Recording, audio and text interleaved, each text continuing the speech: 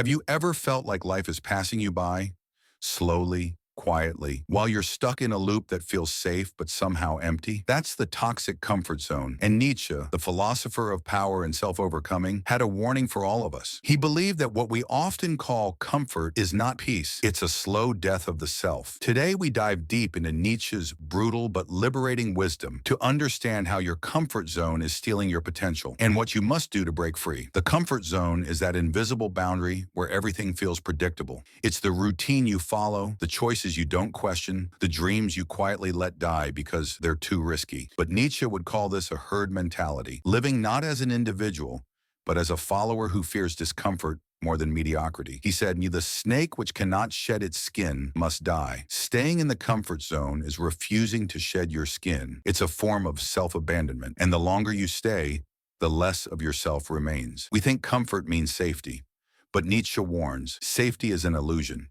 You are not avoiding danger, you are avoiding growth.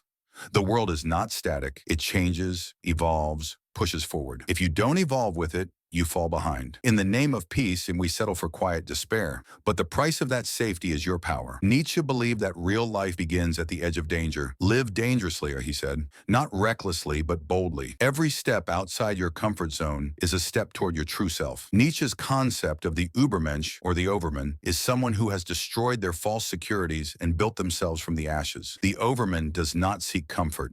He seeks becoming. This doesn't mean perfection. It means embracing struggle as a necessary part of transformation.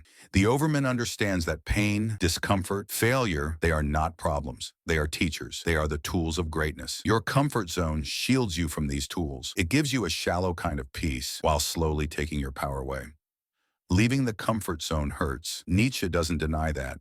In fact, he says, one must still have chaos in oneself to give birth to a dancing star. Growth is chaos. It shakes your identity, breaks your beliefs, and destroys your ego. But that destruction is sacred. That pain you feel when you fail, when you're lost, when you're alone, that pain is the raw material of transformation. Don't run from it. Walk into it with your eyes open. Why do so many people never leave the comfort zone? Nietzsche would say, because it's easier to be a sheep than a lion. Because taking full responsibility for your life is terrifying. Comfort lets us blame the world, the system, our parents, the economy. But Nietzsche's path is radical. Blame no one. Expect nothing. Create everything. In his words, he who has a why to live can bear almost any how.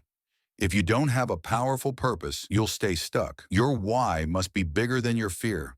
The antidote to the toxic comfort zone is not waiting. It's movement. Any movement. Take the first uncomfortable step, no matter how small. Start the thing you've been avoiding. Speak the truth you've been silent about. Break one rule you've outgrown. Nietzsche taught that the will to power, the drive to become, is inside all of us, but it dies in comfort. It only wakes up in chaos, challenge, and fire. If you're not building something that challenges you, you're slowly dismantling yourself. So ask yourself now, have I been choosing comfort or growth? Have I been protecting a fragile version of myself instead of becoming something more? The comfort zone may feel safe, but it will never set you free. Nietzsche didn't want you to be happy. He wanted you to be powerful. And that power begins when you step into discomfort with courage and conviction. It's time to break the cycle, leave the zone, face the fire, and become who you truly are.